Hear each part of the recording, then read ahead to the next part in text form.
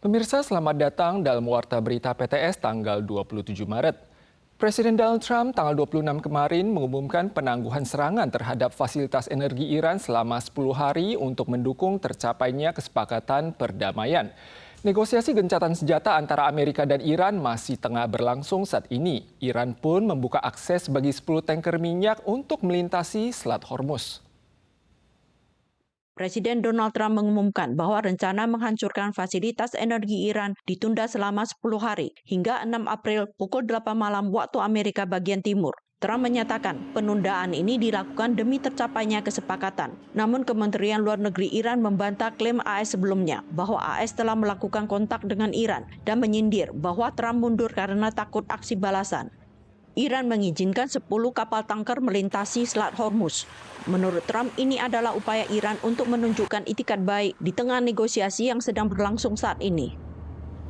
Perang memicu krisis produk kantong plastik dan wadah makanan pada sektor industri kuliner di Taiwan. Beberapa toko pun mengumumkan mereka tidak akan menyediakan lagi kantong plastik.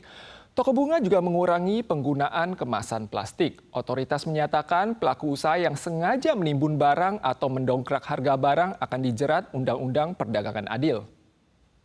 Toko roti memasang pengumuman mereka tidak lagi menyediakan kantong belanja gratis. Sebelumnya mereka memesan kantong berlogo, namun kini harganya meroket dan tidak terjangkau lagi bagi pelaku usaha kecil. 我们每一个面包刀这样包起来的话，你看我一天出了多少面包，至少也有破百，我们要另外去找纸袋来装，纸袋的成本就一定会比较高。 Selain menanggung kenaikan harga, pelaku bisnis juga menghadapi risiko berupa sebagian produk yang tidak bisa dijual jika stok kantong plastik habis. Mereka mendorong pelanggan membeli wadah makanan ramah lingkungan. Toko bunga juga terimbas. Harga plastik kemasan bunga naik 20 hingga 30%. Dampak konflik di Timur Tengah terus meluas. Bukan hanya produk plastik saja yang terimbas. Harga wadah kertas untuk mengemas makanan ikut melonjak. Pelaku usaha khawatir hal ini akan memicu efek berantai kenaikan harga, menyebabkan biaya dan harga barang sulit kembali ke standar semula. 目前它是有贵一点点呐。如果全部都涨价，以我们的用法程度，起码也要贵差不多3000多块。它的纸浆可能成本并没有太大的改变。那最主要是燃料成本的部分。就是能源成本。 Pakar menganalisis, saat ini tantangan yang dihadapi berbagai sektor industri adalah lonjakan biaya energi, sehingga fluktuasinya perlu dipantau secara berkelanjutan untuk meredakan kepanikan pasar. Krisis pasokan tidak hanya melanda Taiwan, namun juga Korea Selatan. Impor nafta selaku bahan baku utama plastik terhambat. Saat ini cadangan hanya tersisa 20 hingga 30% dari tingkat kapasitas normal. Banyak warga mulai memborong kantong plastik sampah, termasuk juga mie instan yang kemasannya sangat bergantung pada bahan baku plastik. Konflik di kawasan Timur Tengah semakin memanas. Harga minyak global pun kembali menembus ke angka $100 Amerika. Laporan penelitian menunjukkan bahwa indeks keyakinan konsumen pada bulan Maret turun 4,28 poin dibandingkan bulan sebelumnya. Indikator mencakup standar harga barang dan peluang kerja juga mencapai rekor terendah dalam 5 bulan terakhir. Pusat Penelitian Perkembangan Ekonomi Taiwan menunjukkan indeks keyakinan konsumen bulan Maret hanya mencapai 62,3 poin, turun 4,28 poin dari bulan sebelumnya. Hal ini dipicu oleh kenaikan harga minyak dan tekanan inflasi global. Pakar menekankan selama Selat Hormuz terancam, dampak ini akan semakin meluas. Pakar menunjukkan kenaikan harga energi dan komoditas dalam jangka pendek yang dipicu faktor antisipasi konsumen berpotensi mendorong tingkat inflasi ke arah garis peringatan sebesar 2%. Survei juga menunjukkan 6 indikator mencakup standar harga barang, perekonomian rumah tangga, iklim ekonomi dalam negeri, dan peluang kerja semuanya mengalami penurunan, mencapai level terendah dalam 5 bulan terakhir. Mantan wali kota Taipei sekaligus ketua partai TPP He Wen-je dijatuhi hukuman penjara selama 17 tahun dan pencabutan hak sipil selama 6 tahun atas tuduhan menerima suap. Usai pembacaan vonis, para pendukung yang berkumpul di luar gedung pengadilan distrik Taipei tak mampu membendung emosi mereka, memicu bentrokan fisik dengan warga lainnya.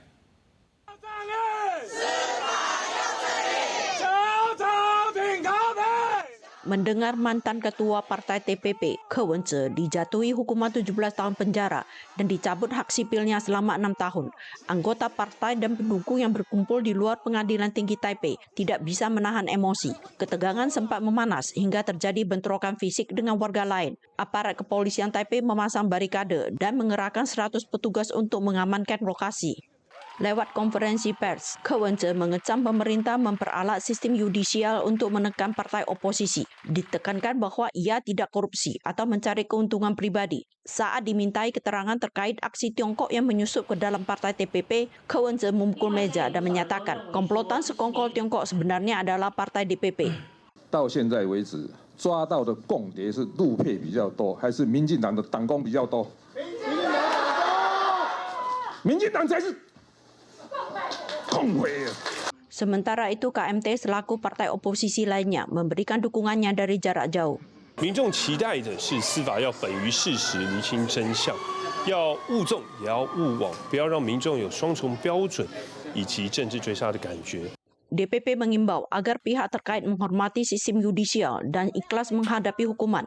Namun menurut UU Pemilihan dan Pemberhentian Presiden dan Wakil Presiden, pasal 26 ayat 10, walau belum menjalani hukuman, siapapun yang divonis penjara selama 10 tahun ke atas tetap dilarang mencalonkan diri. Kini setelah divonis berat, kualifikasi pencalonan diri Ke Wen-je pada Pilpres 2028 dipastikan lenyap.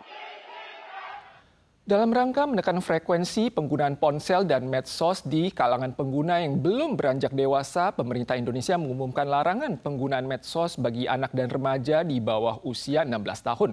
Kebijakan ini mulai berlaku per tanggal 28 Maret besok. Bersantai di atas sofa sambil larut dalam keasikan permainan dalam ponsel, Anza, siswa kelas 3 SD yang baru berusia 9 tahun ini tampak lincah menekan tombol ponsel. Indonesia menghadapi tantangan berat di mana frekuensi penggunaan ponsel oleh anak di bawah usia menunjukkan skala tinggi, memicu pemerintah mengeluarkan larangan penggunaan medsos bagi anak dan remaja di bawah umur 16 tahun.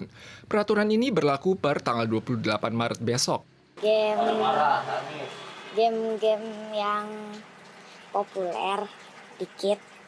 Mayoritas orang tua anak di Indonesia menyambut hangat dan mendukung peraturan ini. Salah satunya adalah Andina. Ia menyampaikan bahwa pemerintah sudah seharusnya memberlakukan kontrol ketat terhadap platform digital yang beresiko menimbulkan masalah adiksi atau kecanduan dan pengabaian terhadap tanggung jawab bila terekspos dalam frekuensi tinggi ke kalangan pengguna di bawah umur dewasa. Setuju banget ya, karena kalau udah main Roblox tuh kayak susah, kayak waktu tuh kayak itu lupa waktu gitu. Sebagai tahap awal, pemerintah meminta administrator atau platform medsos untuk menonaktifkan akun pengguna di bawah umur 16 tahun. Sasaran pertama mencakup YouTube, TikTok, Facebook, Instagram, Threads, X, Bigo Live, dan Roblox. Lewat kebijakan ini, otoritas berharap untuk melindungi dan menumbuhkan rasa tanggung jawab bagi anak dan remaja setempat. Karena teknologi diciptakan untuk membantu dan meringankan beban manusia, bukan malah menumbalkan masa kecil anak-anak. Pemirsa sekalian, sekian Warta Berita PTS. Kita susul lagi di lain kesempatan. Sampai jumpa.